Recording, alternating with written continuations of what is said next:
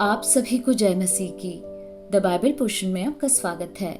हमारा आज का वचन है उत्पत्ति की पुस्तक 25वां अध्याय वचन 1 से 18। तब अब्राहम ने एक और पत्नी ब्याह ली जिसका नाम कतूरा था। उससे जिम्रान, योक्षान, मदना, मिद्यान, यिशबाक और शूह उत्पन्न हुए। योक्षान से शबा और ददान उत्पन्न हुए और ददान के वंश में अशूरी, लतूशी और लुम्मी लोग हुए। मिद्यान के पुत्र एपा, एपेर, हनोक, अबीदा और एल्दा हुए। ये सब कतूरा की संतान हुए। इसहाक को तो अब्राहम ने अपना सब कुछ दिया, पर अपनी रखेलियों के पुत्रों को कुछ कुछ देकर अपने जीते जी अपने पुत्र इसहाक के पास से पूरब देश में भेज दिया। अब्राहम की सारी आयु 175 वर्ष की हुई। अब्राहम का दीर्घायु होने के कारण अर्थात पूरे बुढ़ापे की अवस्था में प्राण छूट गया और वह अपने लोगों में जा मिला।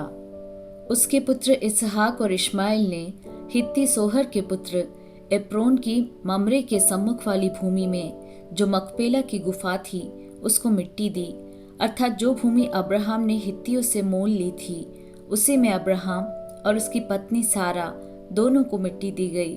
अब्राहम के मरने के पश्चात परमेश्वर ने उसके पुत्र इसहाक को, जो लहेरोई नामक कुएं के पास रहता था, आशीष दी।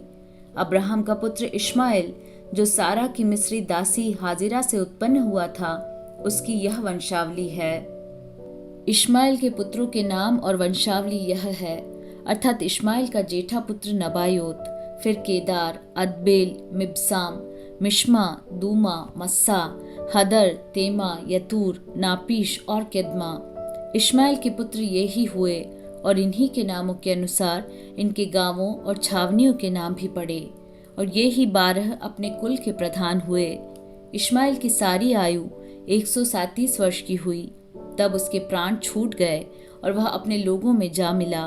उसके वंश हबीला से शूर तक, जो मिस्र के सन्मुख अशूर के मार्ग में हैं, बस गए और उनका भाग उनके सब भाई बंधुओं के सन्मुख पड़ा।